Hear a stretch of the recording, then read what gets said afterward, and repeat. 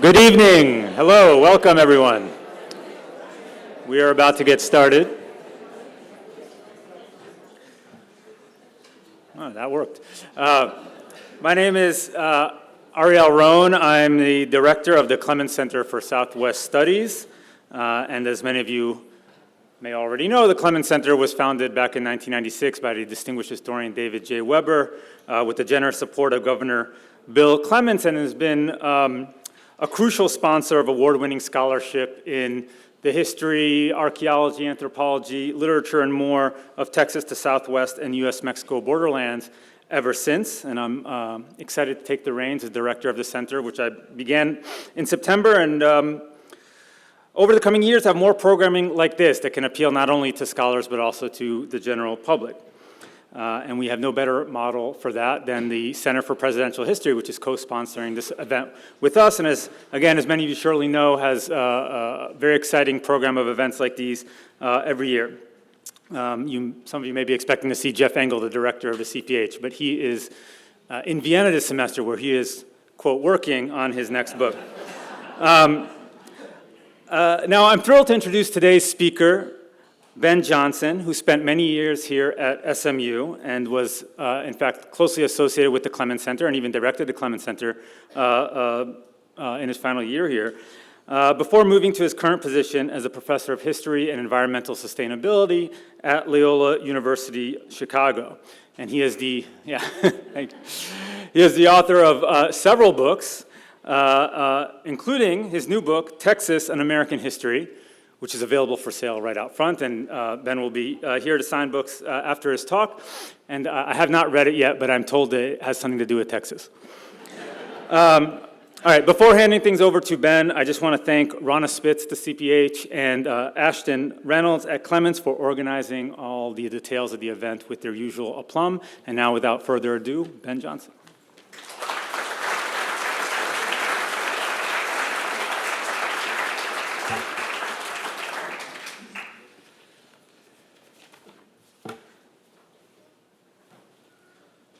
Well, this is already weird because we're starting on time. So it's, thank you for that introduction. I want to thank Ariel Ron, Ashton Reynolds, Ruth Ann Elmore, Rona Spitz, and Andy Graybill for their invitation and the work that made this event possible. It's great to be back here and to see so many old friends. I don't know if my old enemies are coming or not, but maybe I'll see them afterwards. And a couple of former students, Dale Topham and Ross Sloan, especially nice to see. So, as was mentioned in the introduction, yes, I managed to have written this book, which I spent the last 6 years or so working on. And in many ways, this book was born here in Dallas Hall in my 9 years of teaching at SMU, in which a Texas history class was one of my regular offerings. The book is a take on Texas history from early human cultures to the 21st century, told in 25 short chapters that focus on a single place, person, or event, and that seek to use that to illuminate wider developments. And I think we all know what a huge task this is. Texas is physically larger than most countries on planet Earth. If it were counted as an independent nation, it would be the world's 10th largest economy, eclipsing obscure places like Russia and Canada. And of course, all different kinds of people live here with their own distinctive histories, from indigenous peoples like Comanche, Tonkawa, Caddo, and others, to Spanish, Mexican, German, and Czech settlers, white Southerners like me, African Americans, Cajuns, Creoles, and in recent generations, large populations of Nigerians, Central and South Americans, Arabs, South Asians, and others. And of course, oceans of ink have been spilled writing books about Texas history, and nobody could write a book like the one I have without drawing on this huge body of work. At the same time, I'm somewhat critical of most of the big treatments of Texas history, especially those oriented at popular audiences, and hope that mine offers something different. I mean, I guess no one has gotten up and said, you should read my book because I tell you what other people have already said. Most popular histories of Texas achieve the difficult feat, I think, of patronizing our state, even as they glorify it, They tend to focus on the 19th century, from the early days of Austin's colony through the Texas Revolution, maybe going up to the big discoveries of oil in the early 20th century. And this means that they downplay what came before, fascinating native and colonial histories, and what came after. The modern history of Texas, where I grew up, where most of us live in cities and suburbs, the places that gave rise to influential corporations like Whole Foods, Compaq Computers, sports franchises like the Dallas Cowboys, universities like this one, the rockets that NASA and SpaceX launch, and the court cases that decriminalized abortion and same-sex relationships. Most of the big stories, big popular stories about Texas end up portraying it as a compelling, if maybe little scary place that is a kind of sideshow to the modern world. In contrast, I try to show that you cannot understand the modern United States without a good dose of Texas history. When Americans turn on their laptops, play video games, go to church, vote, eat TexMex, shop for groceries, listen to music, grill steaks, or watch professional football, they are, knowingly or not, paying tribute to Texas. So hence the title, Texas in American History. This is just the third talk I've given about the book, so we'll see. What I'm going to do is give you a sense of the kind of stories I tell, including a few about Dallas, and close by reflecting a little bit on, kind of the attitude or point of view that I bring to this subject. So some stories. I want to start with the one that opens the book. It's about one of the iconic figures of Texas history, Stephen F. Austin. If you had told me 20 years ago I was going to start a book by writing about Stephen F. Austin, I wouldn't have believed you, but I love starting the book this way. I suspect we all know that he moved here in the early 1820s, hoping to fulfill a deal to settle Americans in Texas that his father Moses had struck with Spanish authorities shortly before Mexico gained its independence. He spent more than a decade as a loyal Mexican citizen, adept with the Spanish language, before joining the push for independence in 1836 that created the Republic of Texas, whose birthday was just on Sunday. And this story is about his funeral. Austin's body was put on a wagon and carried by horse to a nearby town. The town's leaders canceled school for the day, and the school children walked past the casket holding Austin's body, each one dropping a white flower on the casket as they passed until it was covered with flowers. A prominent doctor addressed the gathered crowd of children and their families. He compared Austin, Texans have always been modest, to the biblical figure Moses, not Jesus Christ, so it could have been even more intense, noting that he was only allowed a glimpse of the promised land to which he had led his people. Austin's body was then taken to the next town down the line, where a similar ceremony was conducted, with school children again dropping flowers, this time roses, on his casket. The next day, his body reached a large nearby city, whose morning paper printed Austin's portrait in the middle of its front page. Family members watched as prominent elected officials and a seventh grader lauded their departed relative, emphasizing the suffering he had endured on behalf of Texas. As if this was not enough, the body was then taken to the capital city. The police chief and dozens of soldiers in dress uniform received the casket. Texas's political leadership carried the coffin into the Capitol building itself, where that night 3,000 gathered in a memorial service. At this gathering, a choir sang the hymns, "How Great a Foundation and Infinite Love." A minister deemed Austin a God-chosen, God-inspired man. The state's leading judge thundered that he whose coffined remains repose in that casket was the great leading pioneer of an advancing civilization. Not only was Austin a hero of Texas, but an exemplary human being as well. The judge continued, "We can truly affirm that such was his intellectual organism, his self-poise amid difficulties, and the purity of his private life, that few men in ancient or modern times have equaled him." The following day, the third day of this prolonged ceremony, children again assembled as Austin's body was brought to the state cemetery and buried on the highest point of its hill of heroes. So I describe these events in excruciating detail, going on long enough, hopefully, to start to annoy my readers and make them wonder what the point is, right? I mean, we basically know how a funeral works. Because there's a twist to this story, which some of the hardcore Texas history buffs in the room may know, which is that the funeral I'm describing took place not in 1836 when Austin died, but in 1910, 74 years later. When I first read the article about this, I thought the author made it up. Austin's reburial began with the strange sight of 100 people gathering around his original grave in Brazoria County, south of Houston, to watch his body be dug up. Since his wooden coffin had long since disintegrated, his skeleton was removed from the earth by hand. Austin's skull, and I'm not making this up either, okay? Austin's skull was handed to his grandniece, who held it up so that the assembled crowd could admire this, which as a parent, I don't find to be best parenting practices. But, you know, this was a century ago, so we should be forgiving.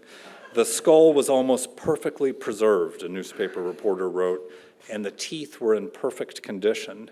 So lustrous and deep was the natural enamel on them that when the skull was held up to the light, his grandniece is holding the skull up, the sun shone through them as though they were made of crystal. I told this story yesterday at TCU and nobody laughed, so I don't know what's up with them. But why would you dig up somebody's body, look at its remains, hold all of these ceremonies, and then bury it again, I ask in the book, without using academic terms like invented tradition or historiography or revisionism? I then discuss how the people who planned all of this were trying to make a statement about their history. The most important story of their past, all these ceremonies suggested, was the Texas Revolution, when Anglo-Texans won their independence from Mexico. There was no mention that I can find in any of these ceremonies of the Texas Mexicans who also participated in the revolt. Since Austin's settling of American colonists in Texas set this in motion, he was the state's key founder. Austin was, as the speakers at the services repeated over and over again, the father of Texas. But Austin was not so widely understood always as the father of Texas. Indeed, in his final years, most Anglo-Texans turned against him. When he ran for president of the newly independent nation in 1836, he received only a scant 10% of the votes, far less than the 76% that won General Sam Houston the office. Most of the voters found him a little too brainy and mild-mannered for their taste, maybe a little too much like a teacher or a businessman and not enough like a soldier. The years that he spent urging his colonists to live in peace with their Mexican neighbors and the Mexican government, going so far not too many years before the Texas Revolution to crush another revolt against Mexican rule, made him an odd, even suspicious figure for those who had fought a bloody war against that government and against many of their neighbors. Austin spoke excellent Spanish and had lived with prominent Mexican families in whose circles he was known as Esteban. So what I'm trying to do by opening with this story is to invoke the kind of Texas history that's most likely to be familiar to my readers, right? If you write a popular history of Texas, you know your readers have a sense of what the story is. You know, if you write a popular history of Illinois, where I live, which nobody does, nobody, you know, you have to mention Abraham Lincoln, and other than that, you know, that's it. And I do so not like to even rebut this, you know, this popular history, this familiar narrative, you know, not even rebutting it or really even criticizing it, but just to suggest that the truth about Austin is even weirder and more interesting and more consequential than the sort of legend that's been passed down. The second story I'd like to tell comes a few decades later from 1936 and a lot closer to here. That year, Texas threw an enormous party to celebrate the 100th anniversary of its independence. On Saturday, January 6th, the giant parade snaked through the streets of Dallas. Dallas welcomes the world, read a huge sign on the first float, which was led by Texas Rangers on horseback, carrying the Spanish, French, Mexican, Lone Star, Confederate, and United States flags. Hundreds of thousands of spectators lined the sidewalks for miles as military planes flew overhead, cheering for the governor and countless other dignitaries. The throngs approached Fair Park, as you know, the traditional site of the Texas State Fair, now transformed by a massive building and landscape project into the site of the Texas Centennial Exposition, a fair designed to mark the 100th anniversary of Texas independence. The United States Secretary of Commerce sent a telegraphic signal that activated gigantic shears, electric shears that snipped the ribbon at the main entrance. The crowd roared and poured into the fairgrounds. There they mingled among the 50 exhibition halls illuminated at night by floodlights that underscored the sleek vertical lines of their Art Deco design, and by a few dozen spotlights from the Hall of State, the exhibition's central building. More than 6 million people visited in the 6.5 months that it was open in the middle of the Depression. The Hall of Negro Life was a part of the exhibit. Dedicated on Juneteenth, the 10,000 square foot pavilion hosted exhibits on business and industry, art, industrial life, agriculture, health, and education. An outdoor amphitheater that could fit several thousand spectators and a foyer allowed for the showcasing of music, dance, and art, most prominently 4 large murals by painter Aaron Douglas. The building and its exhibits and programming were organized by Dallas businessman and civil rights activist A. Maceo Smith. Unlike the other exhibits, the Hall of Negro Life did not receive state funding. This was punishment for Smith's support of a black colleague who had dared to run for a vacant judgeship in Dallas the previous year, in an effort doomed to failure by the exclusion of all but a few black voters. Smith and his colleagues launched a campaign to sell bonds to black Texans in support of the festival, an effort that helped ensure that a slice of the federal funding for the fair ended up being designated to support the Hall of Negro Life. Like the rest of the exhibit, the Hall of Negro Life told a story about the past in order to make a claim about the kind of society Texas should be in the future. The 4 paintings by Aaron Douglas that loomed over the visitors when they entered the foyer told a history of black people in the United States, from enslavement on the west coast of Africa to their roles in modern Texas. The images did not shy away from suffering and exploitation. The first one, entitled End to Bondage, portrayed men and women in a tropical forest with their wrists chained, filing in a line headed towards sailing ships waiting offshore. But the emphasis was on persistence and progress rather than oppression. The other painting that has survived, Aspiration, pointed to a modern Texas, a modern future for Americans. Upraised hands with broken chains at the bottom of the image evoke slavery, but the 3 figures looked up and ahead to a modern city with skyscrapers and smokestacks.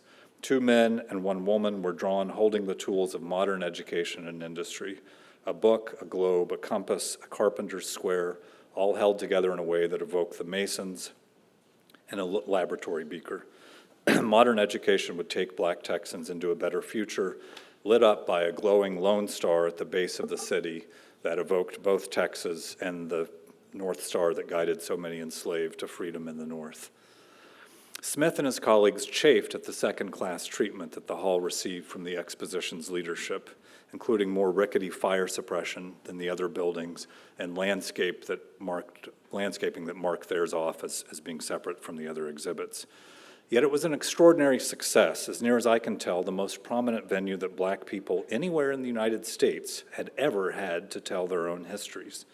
The hall presented black Texans as an indispensable part of the creation of the modern state, not just as laborers in cotton fields, but as inventors, craftsmen, educators, artists, and musicians.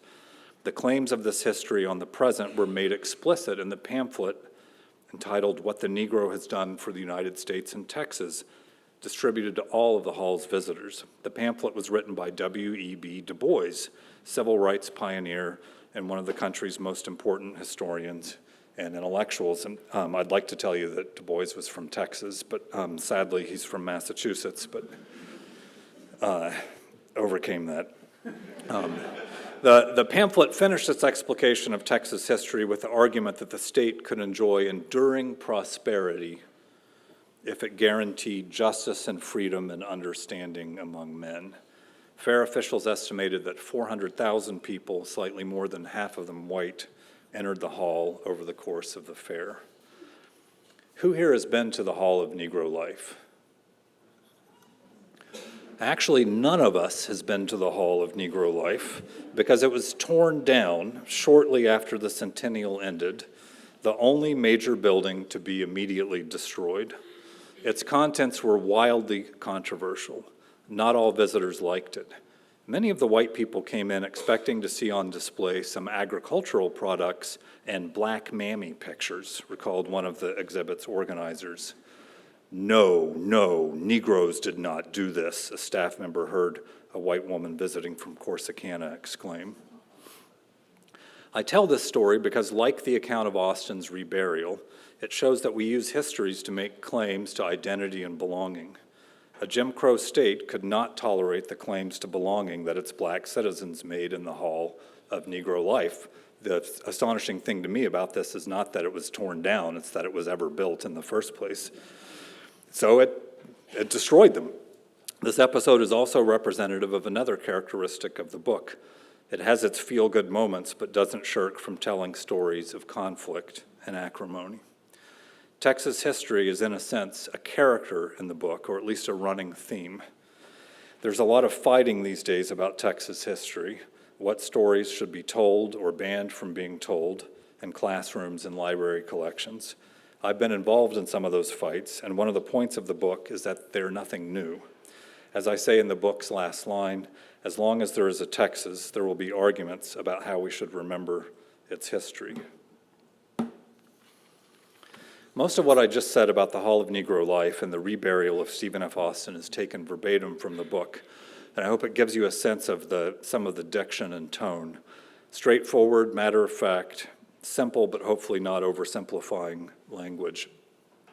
And I had in my head, the Brothers Grimm fairy tales, right, that I read as a kid, which, they're very simple on the surface, and then, they're about serious stuff, including really awful stuff, and the aesthetic tenor of the illustrations, kind of woodblock cut is similar and meant to evoke that.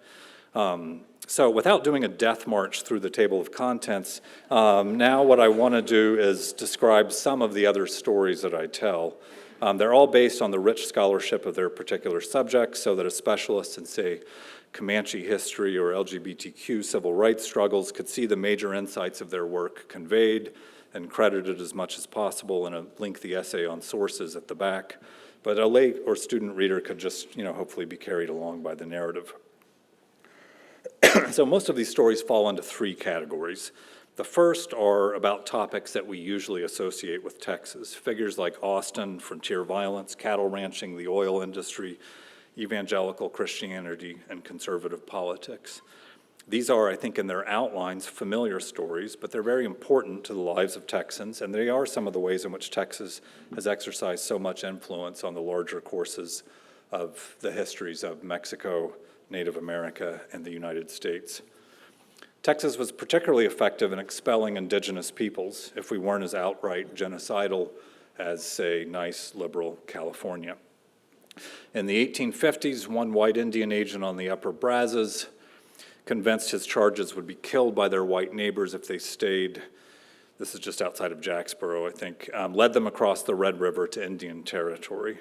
I have this day crossed all the Indians out of the heathen land of Texas, he wrote in despair to his wife. If you want to hear a full description of our exodus, he added, read the Bible where the children of Israel crossed the Red Sea. The next day he was assassinated by a fellow white Texan who despised his loyal service to Indians.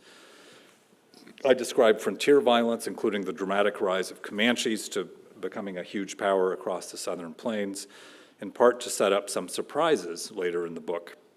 I grew up being taught that people like the Karankawa and Coyotekans were extinct. It turns out that for many generations they blended in with the larger ethnic Mexican population, but now they've resurfaced, are again teaching their languages and practicing their distinctive ceremonies. You can follow them on Facebook and Blue Sky, take tours of the San Antonio missions that they organize, and go to academic conferences and meet tribal members with PhDs doing the same job that I do. Texas is still Indian country. The second category of stories could be called Texas is really important, but for a surprising reason. A big chunk of this book is what might be called intellectual history, or at least cultural history. Texan culture is thought of as one of doing, not thinking, one of emotions and instincts rather than ideas and arguments. One of my wise-ass colleagues in Chicago, when I was inducted in the Texas Institute of Letters, demanded to know how many letters do they have down there in Texas, which it's funny enough for me to not be mad at him, but I remember it. So I spend quite a bit of time discussing intellectual and artistic developments, especially the building of churches, the foundation of universities like this one, once closely associated with them, and changes in Christian understandings of the proper relationship between obedience to God and involvement in politics. Against the backdrop of violence, suffering, and poverty, the exploding number of congregations after the Civil War gave many Texans a refuge from hardship and an incentive to treat one another with kindness. And the best statistics I've been able to find suggest that the murder rate in 1870s Texas was about 30 times what it is today. So when people talk about what a violent society we live in today, it's, it could be worse. The social consequences of this explosion in religiosity were widely discussed. As a Dallas writer put it in an article entitled simply, "Believe God," the aim of Christian doctrine is to restrain and correct our evil propensities. One Ellis County man who confessed his sins at a Baptist church in front of his neighbors was typical in experiencing his conversion, not just as a matter of him and God, but him and his neighbors as well. When I opened my eyes, the congregation appeared transfigured. I loved everybody, he said. Religion promised individual salvation and righteousness, but was also key to social harmony. The gospel of Christ, boasted a Dallas pastor, throws around you a stronger and more efficient protection than can be given by law or musket. Although I will say this actually led to laws, and there's an amazing work by a TCU PhD, Brendan Rivas, that shows that Texas was a pioneer in the control of guns, knives, weapons like brass knuckles, from the 1870s clear into the 21st century, which was the biggest surprise, that I encountered in the course of doing research for this book. The formation of a statewide temperance organization in 1871, I forced myself to be interested in temperance and did find it very interesting, though it constantly made me want to drink while I was doing it. You'll have to forgive me for that. In this effort, Protestant women played the leading roles and was one of the many signs of the gradual development of large-scale religious and educational institutions. This included universities. Waco was the beating heart of Texas intellectual culture, often referred to as the Athens of Texas, hosting Baylor University, which offered undergraduate degrees, trained ministers, and soon began educating doctors. TCU was located there until it was invited to Fort Worth after a disastrous 1910 fire. And a year later, of course, SMU was founded. Formerly dependent on the migration of educated people from elsewhere, Texas could now train its own professional class. To a degree that is hard for many contemporary city dwellers who learn about the world through the internet and publications from New York to understand, intellectual life remained locally rooted. A town like Auburn, 40 or 50 miles south of here, was typical in boasting only several hundred residents, but by the 1880s it supported a Masonic lodge, 4 churches, a post office, and a school. Texas has been looked upon as a rather uncivilized country in which wild cowboys and lawlessness reign supreme, observed a Lutheran minister. But because of Christianity and its handmaid, general education, social and political life everywhere is made better. Religion was central to cultural and intellectual life, but it was not the only source of cultural authority or insight into the world. Freethinking, a European tradition that rejected adherence to organized religion or other creeds in favor of a devotion to what its followers considered to be reason, was particularly strong in German hill country towns, but found adherents across the state. A Dallas freethinker asserted that, quote, hell and heaven are the inventions of human leeches called priests and preachers who live upon the blood they suck from terrified ignorance. He lived a full life and was not shot, so apparently you could get away with saying those things. I try to give secular thinkers and leaders their due, but pay more attention to the history of Christianity, or perhaps better put, Christianities. In the 21st century, substantial Middle Eastern and Asian American communities have made us more religiously diverse than ever before, with Muslims, Hindus, and Buddhists joining Jews and less numerous adherents of Native American religions in practicing religions outside of the Christian tradition. But Texas life remains overwhelmingly Christian. 3/4 of Texans believe that Jesus Christ was the Son of God who sacrificed himself to redeem humanity. And most are devout. 88% are absolutely certain or fairly certain of their belief in God, and almost 90% pray weekly or daily. In this regard, Texas continues to look pretty much like the rest of the South, and for all the changes it has experienced, a time-traveling visitor from the 19th century would find the passion of Christian belief today to be quite familiar. The connections between religion and politics forged here reverberated across the country. You can see this in Prohibition, the banning of the sale of alcoholic beverages, which first drew ministers into politics on the basis of their religion.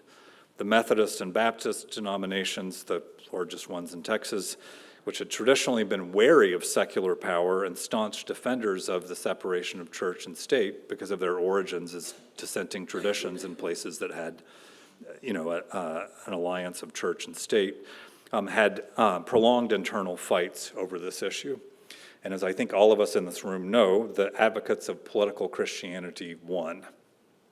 Every Christian ought to be a politician to the extent of taking an active interest in every public or political question that touches the morals or material prosperity of the people, said Pat Neff at a Baptist conference in 1909, striking a note that would lead him to the governor's mansion in 1921 and later to the presidency of Baylor University. The rise of fundamentalist ministers like Fort Worth's Frank Norris propelled conservative Democrats in the 20s and 30s in their campaigns against alcohol and open sexuality. Predominantly white evangelical congregations played a similar role in Republican ascendance in the late 20th and early 21st centuries. Robert Jeffress, for example, used his pulpit at First Baptist Wichita Falls and later First Baptist Dallas to encourage businesses to openly celebrate Christmas, endorse Republican candidates for state office, and warn of the dangers of Mormonism and Catholicism. He had grown up conservative as a childhood member of First Baptist Dallas's congregation himself, but refrained from advocating for particular politics or candidates earlier in his career. That changed in the late 90s when a distressed member of his Wichita Falls congregation brought him 2 children's books from the local public library that portrayed families with parents of the same sex. Believing homosexuality to be sinful, Jeffress fought to keep such books out of libraries. His open support for not only policies supported by Republicans, but for specific candidates, earned him the support of President-elect Donald Trump in 2016 and a regular column for Fox News. Jeffress preached at a private service for Trump the day before his first inauguration in 2017. His leadership at First Baptist Dallas not only continued an 80-year alliance between that large and wealthy congregation and conservative Texas Republicans, or conservative Texans, but expanded the congregation's numbers, reach, and facilities. The insistence on the separation of church and state by evangelical Christians that had marked Texas Baptist leaders in the 19th century had been entirely banished. Many advocates of this political Christianity believed in what scholars call the prosperity gospel, or the belief that adherence to God's word brings wealth and other forms of worldly success. If you will invest in winning the lost, God will give you the abundance you cannot contain, one San Antonio pastor explained. This is a much more optimistic view of the world than that of the hardscrabble pioneer Christianity of the 19th century, which assumed that suffering and hardship was a part of this world, to be left behind by the faithful only upon their death. Joel Osteen, the pastor of Houston's Lakewood Church, became the most prominent prosperity gospel proponent in the country early in the 21st century. After replacing his father as pastor of Lakewood, he drew so many to its services that soon the church purchased the Compaq Arena, former home of the professional basketball team, the Houston Rockets, where I spent much of my youth, to seat the tens of thousands who came every Sunday to worship. Osteen reached millions more through his books and television ministry.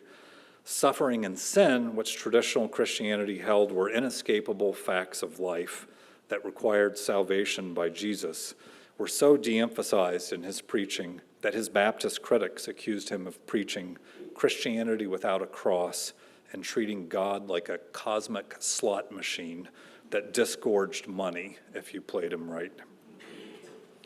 Austeen's success indicated that the prosperity gospel spoke to the experiences of Texans who lived far more comfortable lives than their parents and grandparents had. Like the Republican Party's success with Hispanics, the appeal of the prosperity gospel crossed racial lines. Pentecostalist congregations where the prosperity gospel was particularly strong attracted many more Hispanic than white congregations and ministers, or they have for, at least half of my life. Black Christians could find the prosperity gospel appealing too. When T.D. Jakes, a charismatic and ambitious minister in West Virginia, looked to move his congregation to a place with a larger base of middle-class African Americans, he chose Dallas and founded the Potter's House in the southwestern corner of the city. 3 of the top 25 cities for African Americans, as measured by education level, median income, and employment rates, were suburbs of Dallas. There are more black elected officials here in Texas than there are in any other state. It would have been hard to predict in the decades of Jim Crow, watching them tear down the Hall of Negro life, to say nothing of slavery, but Texas had become a magnet for better-heeled black people.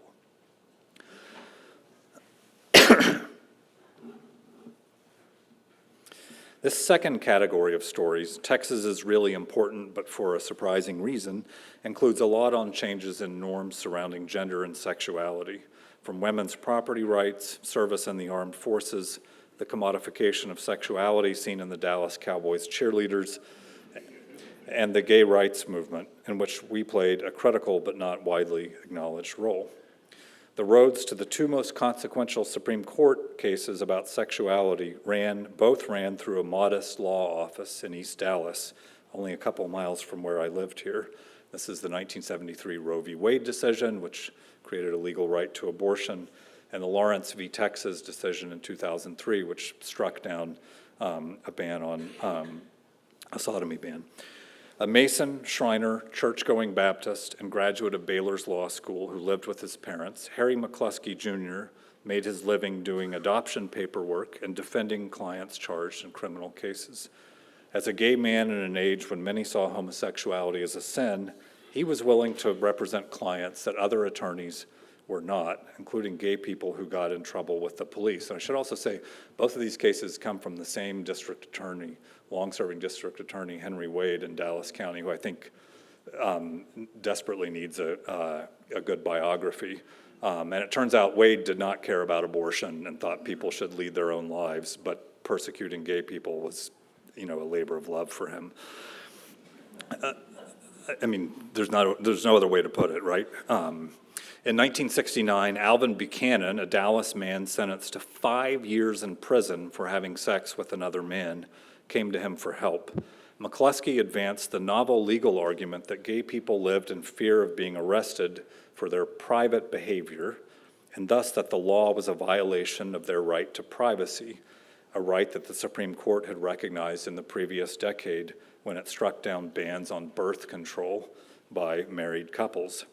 He won in a federal court, and although that decision was later overruled, and there are many twists and turns in the stories, the case created the legal basis for the Lawrence decision, and later the Obergefell. It's unthinkable that the Obergefell decision, right, which legalizes same-sex marriage, could have happened without this long legal precedent.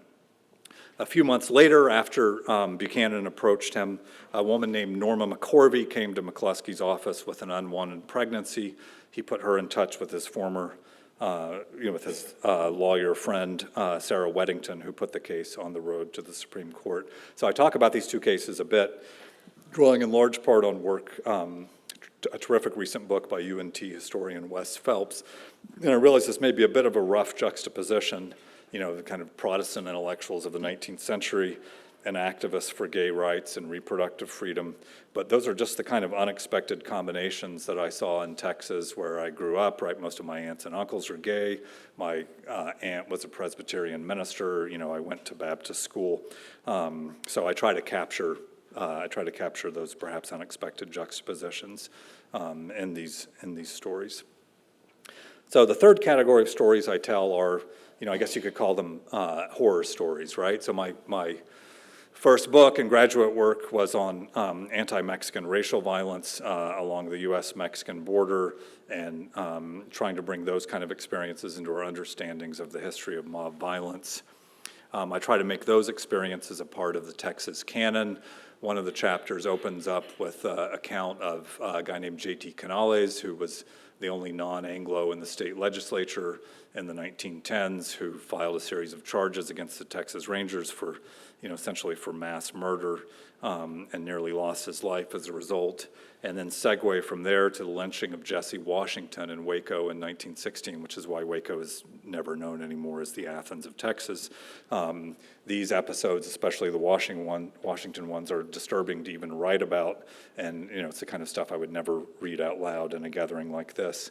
But suffice it to say that in Texas we too have our sins, and that they are a part of this book. So, I think by way of closing, I will turn to, just say a little bit about the kind of sensibility I bring. And really, for me, a lot of the work, there was a lot of research and, reading and writing in this, but it was trying to get the right kind of sensibility and affect to the book that was where a lot of my time and energy went. And I try to bring a sometimes unsteady mix of fascination, admiration, and curiosity, leavened with occasional doses of horror and sorrow. And my two kind of guiding stars in this are two great books about Texas. The first is John Graves' Goodbye to a River, written in 1916. Can I have a show of hands? Who here knows that book? Okay, all right, you're beating the TCU people. Hands down, it's just like a classic. Ross, did we read that in Texas history class? Okay, yeah, I think the next time after you were in it, I read it. And Annette Gordon Reed's On Juneteenth, published in 2021. Let's have a show of hands for that. Okay, almost as many, right? A really wonderful book, both of them. They're very different books, written generations apart. One author, white man, the other, a black woman. Both authors, though, understand and accept that Texas shaped who they are.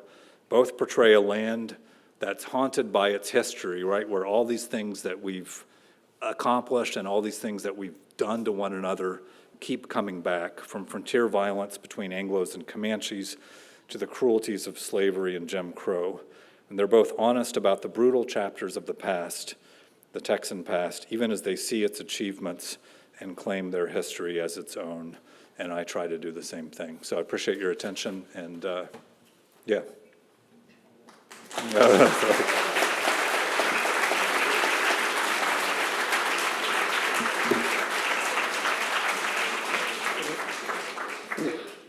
Oh, we have a mic. Wow, we've got a walking mic. We've got two mics. I'm going to let Dr. Johnson kind of run the Q&A, but if you would do us a favor and throw up your hand, and when he authorizes you for a question, we'll pass one of the mics to you. Please just wait till it gets to you so we can all hear the question clearly.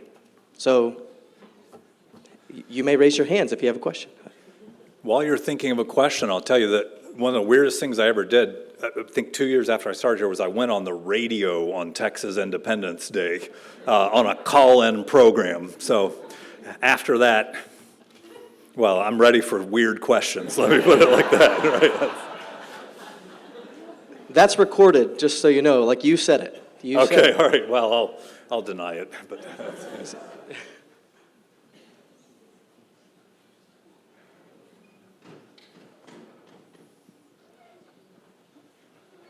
Hi, you just talked about weird stories. What were some weird stories that you didn't include in your book? weird stories that I didn't include in my book. I think I tried to get them all in there. You don't want it to swamp the other things. Yeah, this is a very boring answer to an interesting question. Sorry, I think, I didn't feel compelled to hold back. Here, I'll go here first. Yeah, Carolyn and Kathleen. Am I first? Oh, okay. So I know you're an historian, but do you still, no, do you still? Thank you, Because I'm going Carolyn. to ask a question about the present, which is, do you think that Texas, what's happening in Texas today is still an American history? In other words, the relationship between Texas and the larger national environment remains somewhat the same?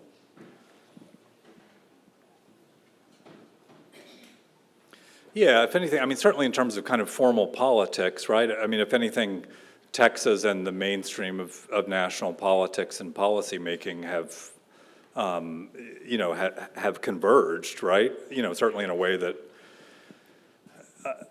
hasn't always been in a way that hasn't always been the case. I think there's there's always a fine line to walk between stressing the exceptional or distinctive characteristics of a place and stressing what it has in common with other places. And I think I might push more on the distinctiveness aspect of Texas if it weren't for the sense that I'm in a way writing against a large body of work that just says Texas is totally its own thing and not comparable to anywhere else, and I want people to see those connections, and I hope to show that they run in both ways, right? So that things like the failed revolutions in Europe in 1848 or turns in Mexican politics have a huge impact on Texas, and that things like the way we raise cattle end up having a huge impact nationally. So I guess I don't see any sense. I'm not attached to the idea that we're living in a particularly distinctive era in terms of the connections between Texas and the larger United States. Yeah, thank you. Yeah. So Ben, I was wondering when you Yes. were talking whether when you started this book, you thought you were writing more for Texans, because obviously what you've had to say tonight has resonated with your audience, or whether you were writing for people who didn't know much about Texas, and how you think the book would have an impact on those two different audiences. Yeah, thanks, Kathleen. Great writing question. You will recall from having worked with me for 9 years what an egomaniac I am. And so my answer to that is that I hope to do both, right? So I do use the word we occasionally, and I'm in the story a little bit, not because my life is particularly interesting, but as a way of kind of placing myself as an insider, in part to make the third category of stories, which I didn't talk much about, in a sense go down easier, right? Or to suggest, like, if I'm pointing the finger at people in Texas, like I'm talking about myself, I'm talking about my own family history, but I also hope it's legible or even interesting to to people who don't share my attachment to Texas. But in the end, it's a really odd thing. I've become much more of a Texas historian having left Texas than I was, honestly, when I was here. I do see my students sometimes roll their eyes when I say the word Texas in class, and sometimes they make a little notation. I think that there's like a drinking game, where they're gonna have so many shots for every time Johnson says Texas, which I guess is my long-winded way of saying it's actually hard for me to put myself in the shoes of a reader who doesn't have some connection to Texas or some attachment to Texas, just because of who I am.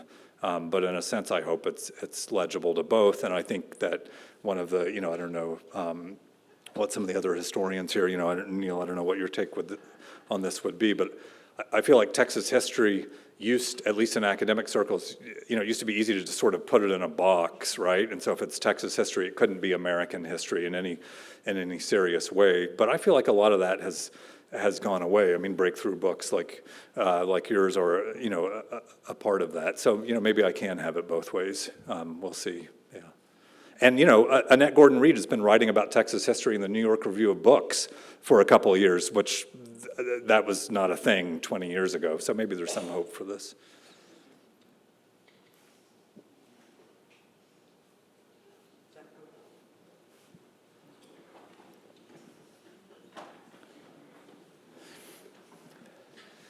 This is great, great to hear about, Ben. I'm enjoying your talk. Trying to think about the whole state. It's a big state, as you started by saying. Yeah. As you read about the different cities, did different personalities or characteristics of the different cities emerge? Do some seem more Texan than others? Because, it's a wide sweep, and in some ways, maybe impossible to pull it together in one narrative. That's a question. Yeah, David, thanks. Yeah, thanks for coming, David. No, I meant that seriously, actually. One of my fears is I would never want to write a textbook. I just think it's boring, and you're locked into an expectation of a certain kind of comprehensiveness and inclusivity that I did not want to be, but having said that, my fear is that, someone from El Paso will pick this up and look in the index for El Paso and be deflated at how little I have to say about modern El Paso, but hopefully some of the other developments that I talk about, like relations between African Americans and Mexican Americans or border violence, will be something that they can connect. And I would say also generally, I'm definitely interested in the rise of urban Texas and architecture and city design. In part for the reasons I was saying at the start of this book. When I taught at SMU, right, almost all my students, almost nobody grew up on a cattle ranch or a cotton farm, right? They're from cities and suburbs, like most people in the country, but urban history in Texas is just barely a thing. It's farther along than it was. It's farther along than it was 5 or 10 years ago, but not comprehensive enough to make the kind of compare and contrast thing that you're pointing to. But, yeah.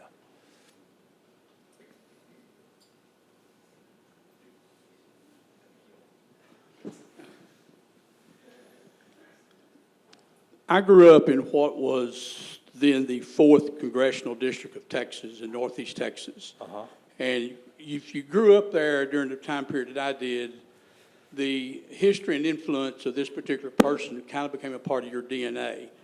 He represented North Texas in Congress for 48 years. As of this date, he is the longest serving speaker of the United States House of Representatives in the history of this country.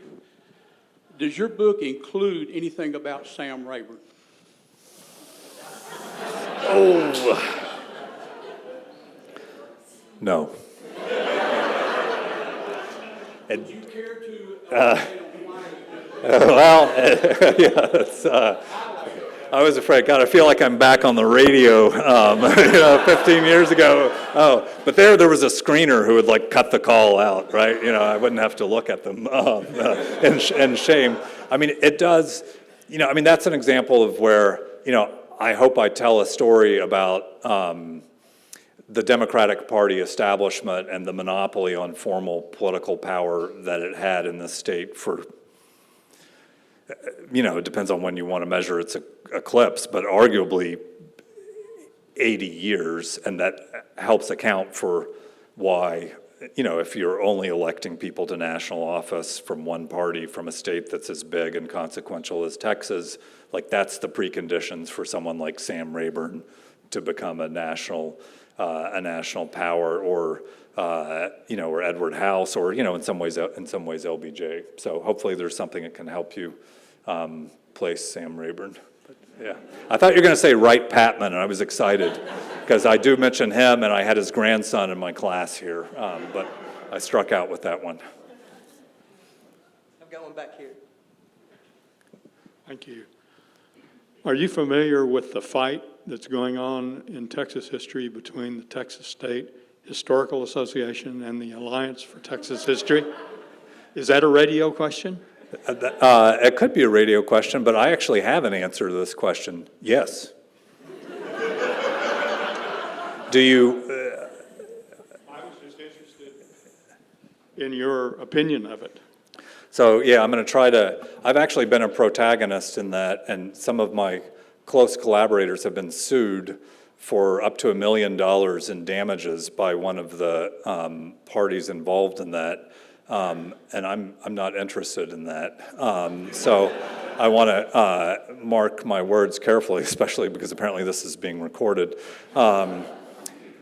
But essentially, I'll try to be as brief as possible. The Texas State Historical Association was founded in, I think, the 1870s and has fostered the study of Texas history and done just foundational work, including an enormous encyclopedia that gets 10 million visits a year called the Handbook of Texas, without which, I could not have written this book. And it saw some of the same internal disputes, particularly over history and over the meaning of Texas history, that I think we're all familiar with, and particularly people upset by scholarship that suggested that slavery was a central factor in the Texas Revolution. And so one of the lifetime board members, whose grandfather had been a founder of the organization, sued the organization and its president for libel and slander after an altercation at its annual conference in El Paso several years ago. And this was a woman in her mid-70s who didn't have an extra $1 million, I guess, in her kitchen cabinets, and so essentially forced a kind of capitulation. So to his critics, it looked like a conservative takeover in a very aggressive way of this institution, and virtually all scholars in the organization, whether lay or university-based, walked, and we created a new organization called the Alliance of Texas History, which has been around for about 14 months and has over 600 members, and our first conference is taking place in mid-May in San Marcos, and the program is about twice the size of the TSHA. So, long story short is, unfortunately, a lot of the inability of people with different beliefs to get along with one another that we see in so much of our civic life has also played itself out in the world of Texas history. And although I'm,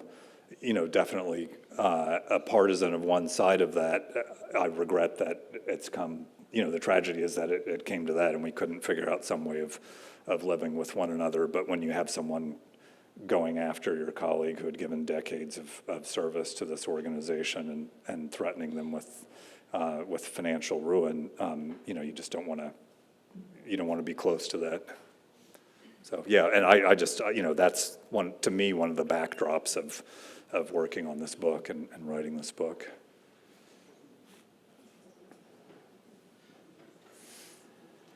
Well, this is not a question at all, but a story about how some Texas people who were born and raised in Texas identify. My brother, at about age 45, left Texas and went to Iowa City for a job. First time he'd ever been out of Texas, I think. And he enrolls his 8th grade son into junior high school, and they're talking about his curriculum and everything he's going to have to take. And my brother inquires, okay, well, when do kids in Iowa take Texas history? That's right. I know. That's And he was good. serious. Since Jeff is, again, working in Austria, I'm going to do my best Jeff impression and take the privilege of the last words here before we close. And I'm going to probably slightly embarrass Ben, but I just want to tell a short story that I just really value. So spring of 2022, I'm teaching Texas history in this building downstairs. And I assign Ben's book, Revolution in Texas. I've assigned it for probably 5 or 6 years now. It's an excellent book. You can buy that one too, but not on the table outside. And 2 backdrops to the immediate story I'm about to tell you. One is, the book is about the 1910s, the violence on the Texas border, and the coupling of the Mexican Revolution and the rise of the violence of the Texas Rangers against people of Mexican descent, both Americans and Mexicans. That's what the book is generally about. Secondly, in the spring of 2022, we have been having a lot of discussions in class about a lot of things that were being renamed, kind of in the wake of 2020 and the renaming of places and the renaming of things. And one of the things that had kept coming up about the semester when we would just have small talk at the beginning of class was that whether the Texas Rangers baseball team was going to possibly be renamed or not, right? It was kind of up for discussion. And, you had students on all sides of that. And there was a particular student in the class who was a great student, but who felt very strongly about this should not be. Like that, what a ridiculous idea it was that we might change the name of the baseball team, the Texas Rangers. He was a Rangers fan. I grew up a Rangers fan as well. So we come to the day we're discussing Ben's book. And I open the discussion section with just an open question: how'd this book hit you? Like, what do you think? And people are responding very well to it. They read it, at least, or they pretended very well. And this one student who's a very talkative and participating in class student is pretty quiet.